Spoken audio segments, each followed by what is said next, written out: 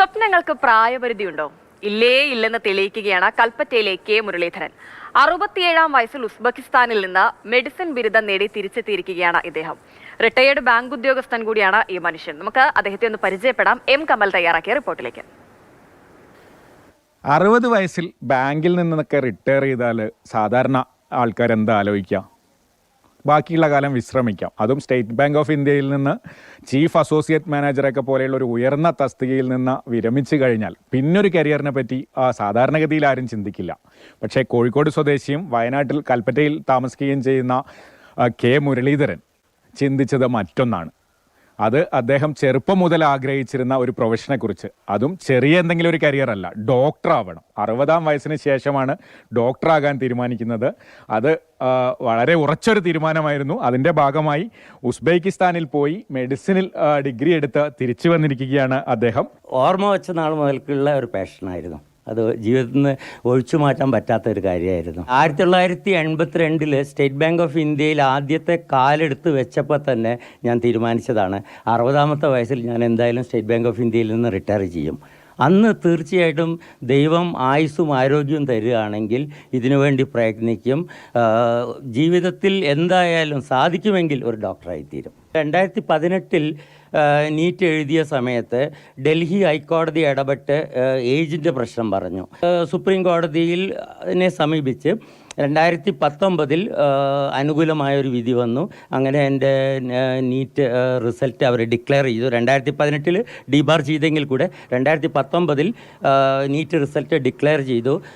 ഇന്ത്യയിൽ തന്നെ NEET qualify ചെയ്യുന്ന ഏക സീനിയർ സിറ്റിസൺ ആയിരിക്കും ആ കൊല്ലം ഞാൻ ഒരു ട്യൂഷൻ സെൻറ്ററിനെയും അപ്രോച്ച് ചെയ്തിട്ടുണ്ടായിരുന്നില്ല. വീട്ടിലിരുന്ന് സ്വന്തമായിട്ട് കമ്പ്യൂട്ടറിൻ്റെ സഹായത്തിൽ നീറ്റിന് പ്രിപ്പയർ ചെയ്യുകയാണ് ചെയ്തത്. ഉസ്ബെക്കിസ്ഥാനിലേക്ക് പോയതും അവിടുത്തെ അഡ്മിഷനൊക്കെ സ്മൂത്തായിരുന്നു. ചൈനയിൽ ഞാൻ 1-2 യൂണിവേഴ്സിറ്റി ട്രൈ ചെയ്തു. അവരൊക്കെ ഈ ഏജിൻ്റെ പ്രശ്നം പറഞ്ഞ് പറ്റില്ലെന്ന് പറഞ്ഞു. പക്ഷേ ഉസ്ബെക്കിസ്ഥാനിലെ ഈ യൂണിവേഴ്സിറ്റി അവരുടെ ഫസ്റ്റ് ഇൻ്റർനാഷണൽ ബാച്ചായിരുന്നു ഞങ്ങളുടേത്. അന്ന് യഥാർത്ഥത്തിൽ നമ്പർ ഓഫ് സ്റ്റുഡൻസ് 3 പേര് മാത്രമേ ഉണ്ടായിരുന്നുള്ളൂ. അപ്പോൾ അതുകൊണ്ട് അവർ എൻ്റെ ഏജിന് കൂടുതൽ ഒരു ഇമ്പോർട്ടൻസ് കൊടുത്തില്ല. എന്നെക്കാളും എൻ്റെ മകനേക്കാളും പ്രായം കുറഞ്ഞവരെക്കാളും കൂടുതൽ മാർക്ക് വാങ്ങിയിട്ട് ഞാൻ ഗ്രാജുവേറ്റ് ആവുകയാണ് ചെയ്തത്. ഏകദേശം 88% എനിക്ക് മാർക്ക് കിട്ടിയിട്ടുണ്ട്. പക്ഷേ എൻ്റെ മകൻ്റെ പ്രായമുള്ള, ഞാനൊരിത് പറയല്ല, എൻ്റെ മകൻ്റെ പ്രായമുള്ള പലർക്കും 60-65% ഒക്കെ മാർക്കുള്ളൂ. എന്താണ് ഫ്യൂച്ചറായിട്ട് ഇനി എന്താ ചെയ്യാൻ ഉദ്ദേശിക്കുന്നത്? പ്രാക്ടീസ് ചെയ്യാനുള്ള ഒരു ശ്രമം തന്നെയാണോ? ഇപ്പോൾ ഞങ്ങൾക്കവിടെ അവർ ഡിപ്ലോമ എന്നാണ് അവർ പറയുക. അതായത് it's A certificate, graduation certificate. ആ ഗ്രാജുവേഷൻ സർട്ടിഫിക്കറ്റ് തന്നിരിക്കുന്നത് എങ്ങനെയാണെന്ന് വെച്ച് കഴിഞ്ഞാൽ അതിൻ്റെ താഴെ നമ്മുടെ ഇവിടുത്തെ പോലെ തന്നെ നമ്മുടെ ലൈസൻസ് നമ്പർ ഉണ്ട്. ആ ലൈസൻസ് നമ്പർ വെച്ചിട്ട് ഉസ്ബെക്കിസ്ഥാനിൽ എവിടെ വേണമെന്നുണ്ടെങ്കിലും നമുക്ക് പ്രാക്ടീസ് ചെയ്യാം.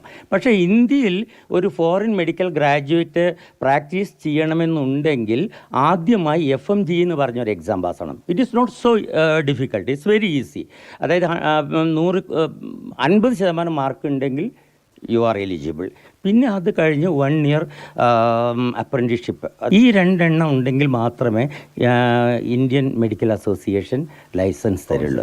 ഫർദറായിട്ട് PGക്ക് പ്രിപ്പയർ അപ്പിയർ ചെയ്യണമെന്നുണ്ടെങ്കിൽ തന്നെ ഈ ഒരു ക്രൈറ്റീരിയ നമുക്ക് ഉണ്ടായിരിക്കും. അതിനുള്ള ശ്രമം ഉണ്ടോ ഇനി? തീർച്ചയായിട്ടും 100% അതിനുള്ള ശ്രമം തന്നെയാണ് ഇനി ഉള്ളത്. ഇപ്പോൾ പ്രായം 67 വയസ്സായി. ഇന്ത്യയിലെ യോഗ്യതാ പരീക്ഷയും മറ്റ് കടമ്പകൾ കൂടി കടന്നാൽ ഇന്ത്യയിൽ ഡോക്ടറായി പ്രാക്ടീസ് ചെയ്യാം. പക്ഷേ അതിലൊന്നും അദ്ദേഹത്തിൻ്റെ സ്വപ്നങ്ങൾ അവസാനിക്കുന്നില്ല. പ്രജോഷ് കുമാറിനൊപ്പം കമൽ, മാതൃഭൂമി ന്യൂസ്, വയനാട്. എം കമൽ ചേരുന്നുണ്ട് തത്സമയം. കമല, റിപ്പോർട്ടിന്റെ തുടക്കത്തിൽ പറഞ്ഞതുപോലെ തന്നെ ശരിക്കും റിട്ടയർമെന്റ് ഒക്കെ ആയി കഴിഞ്ഞാൽ പലരും ഇതൊരു റെസ്റ്റ് എടുക്കാനുള്ള സമയമാണ് എന്ന് ചിന്തിക്കുന്നവരാണ്. പക്ഷെ അങ്ങനെയല്ല എല്ലാവരും ചിന്തിക്കുന്നത് എന്ന് കാണിച്ചു തരികയാണ് കെ മുരളീധരൻ. ശരിക്കും സ്വപ്നങ്ങൾക്ക് പിറകെ സഞ്ചരിക്കാൻ അങ്ങനെ പ്രായമോ അതിന് പ്രത്യേകിച്ച് പരിധിയോ ഒന്നുമില്ല. റിട്ടയർമെന്റ് കാലയളവ് എന്ന് പറയുന്നത് നമ്മുടെ സ്വപ്നങ്ങൾക്ക് പിറകെ കൂടി സഞ്ചരിക്കാനുള്ള ഒരു സമയമാണ് എന്നുകൂടി തെളിയിക്കുകയാണ്. ശരിക്കും എത്ര വർഷങ്ങളുടെ പഴക്കമുണ്ട് ആ ആഗ്രഹത്തിന്. പക്ഷെ അതങ്ങനെ മനസ്സിൽ കൊണ്ടു നടന്ന് അത് യാഥാർത്ഥ്യമാക്കണമെങ്കിൽ ചില്ലറ മനക്കരുത്തൊന്നും പോരാ എന്നുള്ളത് കൂടി ഇവിടെ പറഞ്ഞു വെക്കണം. എന്തായാലും സ്വപ്നങ്ങൾക്ക് പിറകെ സഞ്ചരിക്കുന്ന മനുഷ്യർക്ക് വലിയ പ്രചോദനമായി മാറുകയാണ് മുരളീധരൻ.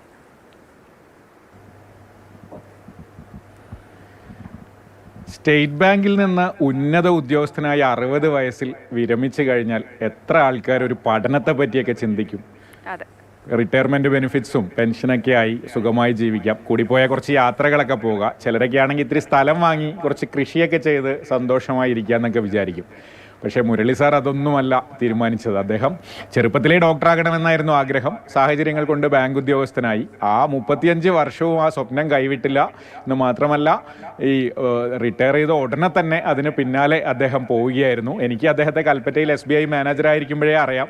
റിട്ടയർ ചെയ്ത് കഴിഞ്ഞപ്പോൾ എന്നോട് ഇതൊക്കെ പറഞ്ഞപ്പോൾ ഞാനത് അത്ര സീരിയസ് ആയി എടുത്തിരുന്നില്ല. പക്ഷേ പിന്നീട് അദ്ദേഹം നീറ്റ് എഴുതാൻ പോകുന്നു.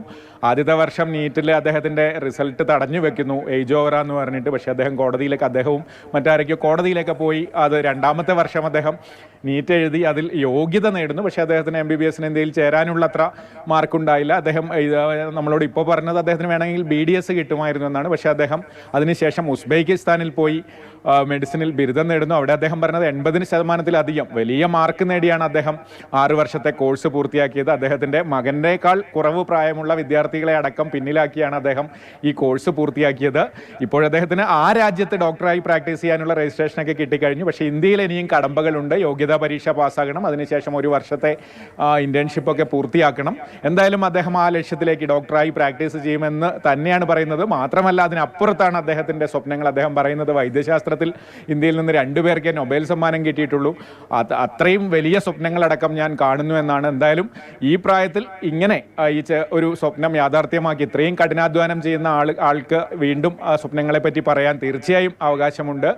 എന്തായാലും ഇത് ചെറുപ്പക്കാർക്കൊക്കെ ഒരു മാതൃകയാണ്. കാരണം ഇത്രയും ഈ പ്രായത്തിൽ, അതും ഉന്നത ഉദ്യോഗസ്ഥത്തിൽ നിന്ന് വിരമിച്ച ശേഷം ഒരു സ്വപ്നത്തിന് പിന്നാലെ പോയി അത് യാഥാർത്ഥ്യമാക്കിയതിലൂടെ. മുരളീധരനെ കണ്ടല്ലോ, അദ്ദേഹത്തിന്റെ ആ ഒരു കഠിനമായ ജീവിത കഥ കേട്ടല്ലോ. എത്രയോ വർഷങ്ങൾ പഴക്കമുള്ള ഒരു ആഗ്രഹമാണ്.